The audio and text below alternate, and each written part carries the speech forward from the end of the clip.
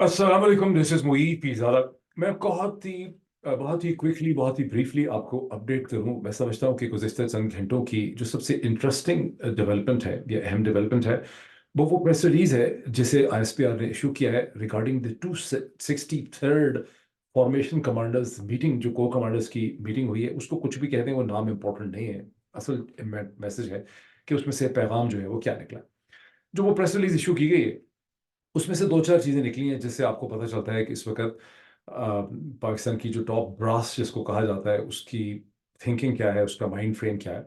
ये भी कहना जरूरी है कि जिसको टॉप ब्रास कह दिया जाता है ये भी एक मफरूजा है, ये एक असम्पशन है कि कोई टॉप ब्रास ऐसी है जो माइंड मीटिंग जिसकी होती है, जिसका कंसेंसस हो जाता है। कोई ऐसी टॉप ब्रास नहीं है। पाकिस्तान आर्मी का जो स्ट्रक्चर हमारे सामने आया है उसमें चीफ ही चीफ है।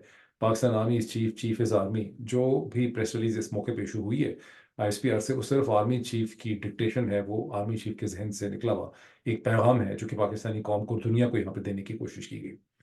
उसका पहला इंपॉर्टेंट एलिमेंट ये है कि इलेक्शन जो है वो बड़े फ्री फेयर एंड ट्रांसपेरेंट तरीके से हुए हैं। और अगर उसमें कोई गंद हुआ है तो उसका मिलिट्री इस्टेब्लिशमेंट के साथ, आर्मी चीफ के साथ बेसिकली कोई ताल्लुक नहीं है।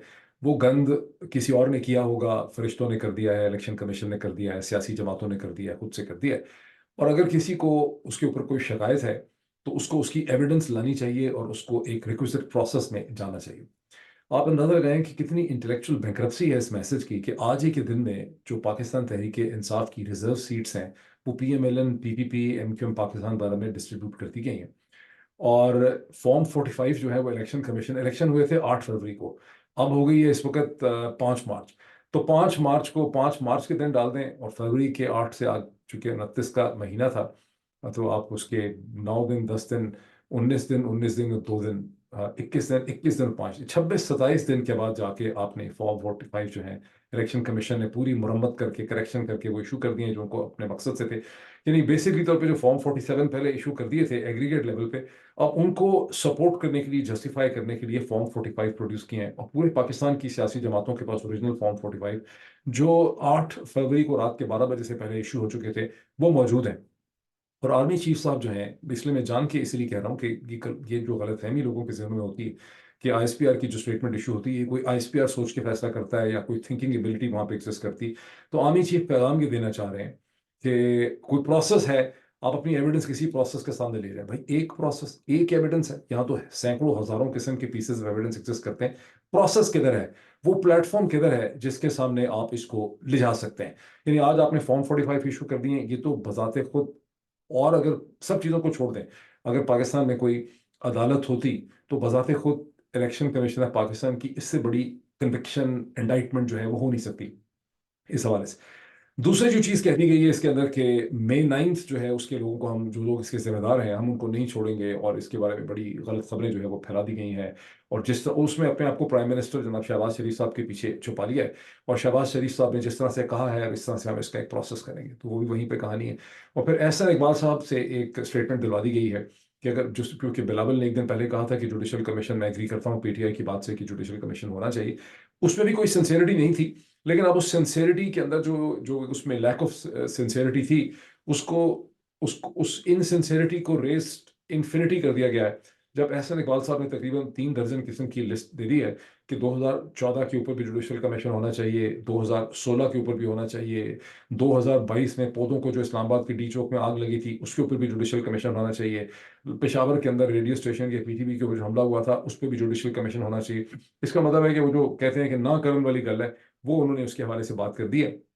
और ये जो जुडिशल कमीशन है, इस मुल्क में क्या जुडिशल कमीशन होगा जिसमें ऊपर काजी फायद ईसा साहब जो है वो तशरीफ रखते हैं, सुप्रीम कोर्ट के इस वक्त हैं, तो जाहिर है जो भी जुडिशल कमीशन बनेगा वो उसी किस्म का बनेगा जिस तरह से काजी फायद ईसा साहब की इस स्टेज के ऊपर एक पॉलिटिकल अलाइनमेंट है, ये उनकी पॉलिटिकल थिंकिंग है।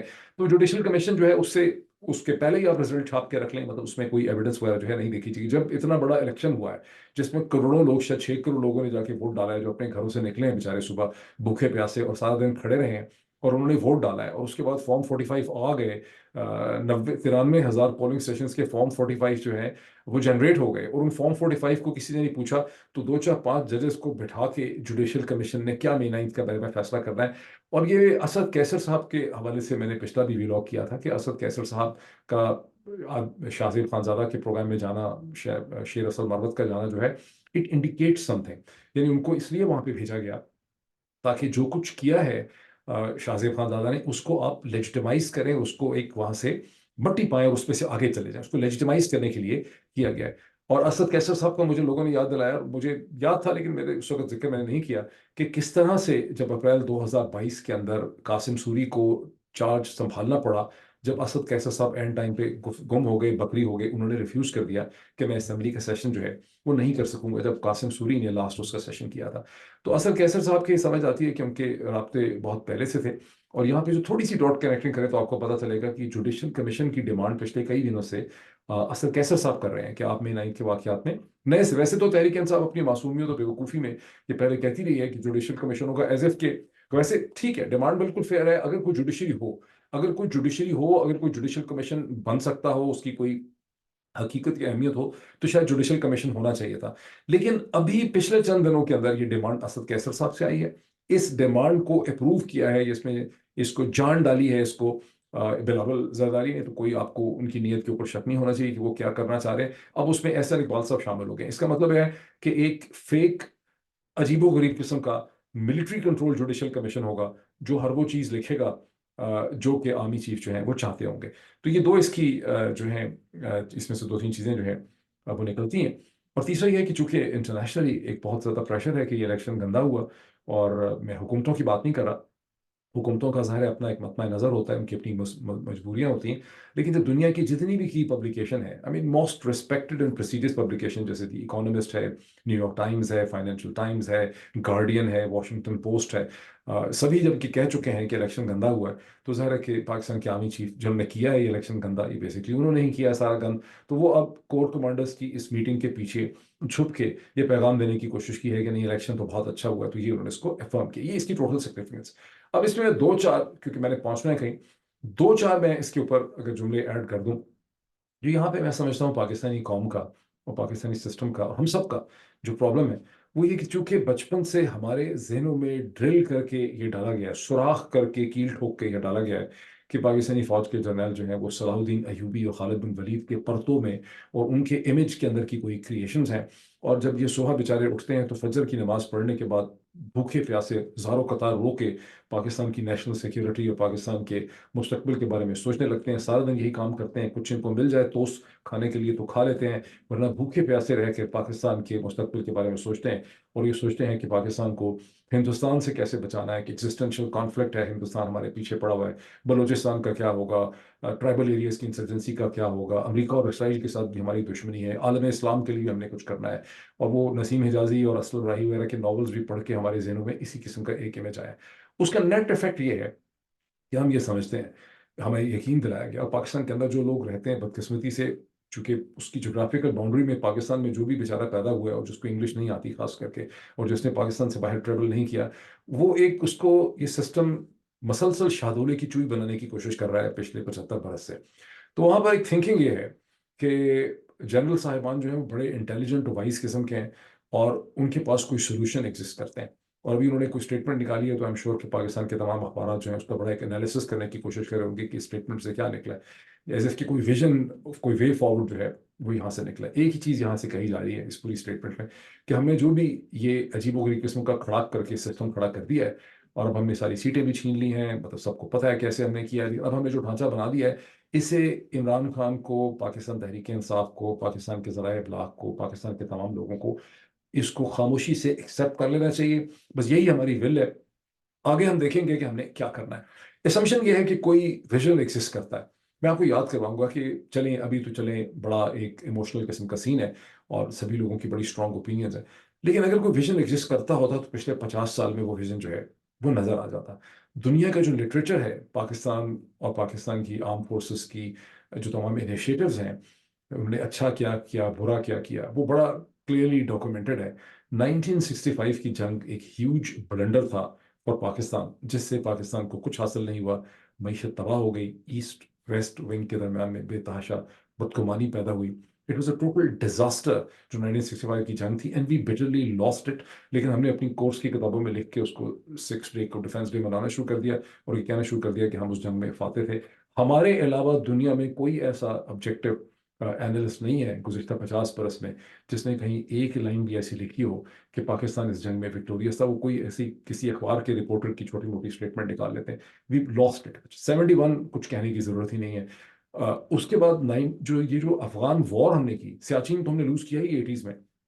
जो अफगान वॉर में अमेरिका की जंग में शामिल होने का डिसीजन था, वो एक डिजास्टर्स डिसीजन था पाकिस्तान की बॉडी पॉलिटिक के लिए, पाकिस्तान की जमहूरियत के लिए। जमहूरियत की तो कोई वैल्यू नहीं है। तो उसके बाद ये कहने से भी कि भाई जमहूरियत तबाह हो गई, शायद उसकी भी कोई वैल्यू नहीं है।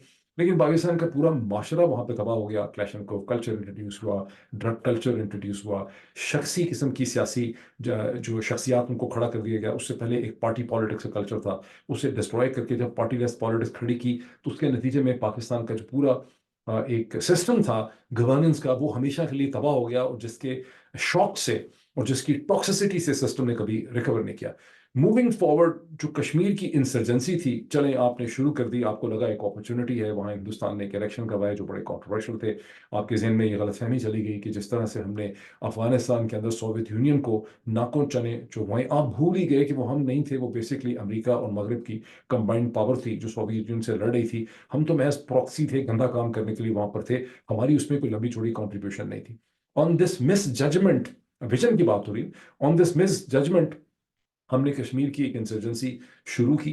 और जब हमने देखा कि 93 में जो मेरा ख्याल JKLF या जो जो भी इसको कहें, जो उनकी कश्मीरियों की जो फाइटिंग एबिलिटी ख़त्म हो गई, और जब उन्होंने एक एग्रीमेंट किया और उन्होंने सरेंडर कर दिया हिंदुस्तान की फौज के सामने, I think this happened in 1993 या 1992, तो उसके बाद हमने पाकिस्तानी ओरिजिन पंजाबियों को, पठानों को, अफगान्स को वहाँ पर रिक्रूट करके वहाँ पर भेजना शुरू कर दिया। That was a huge huge blunder, जिसको इंडिया ने और दुनिया के मीडिया ने उसको डॉक्यूमेंट किया।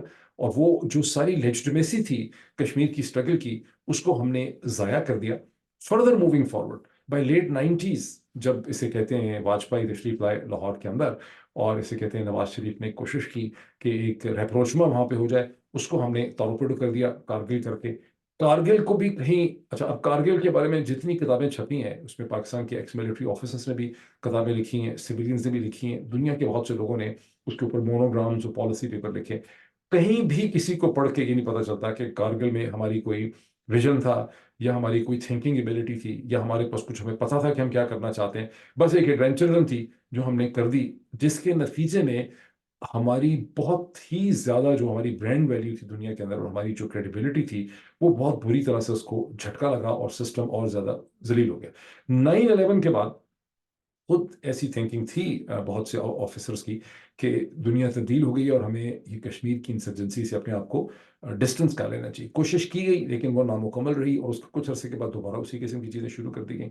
तो मेरे और फिर जो दरमियान में हम पे टेररिज्म के इल्ज़ाम लगे हैं, अब मैं नहीं कहता कि वो डेफिनेटली सही होंगे, लेकिन दुनिया का कम से कम सारा का सारा मीडिया, लिखने वाले रिसर्चर्स जो हैं, एग्री करते हैं।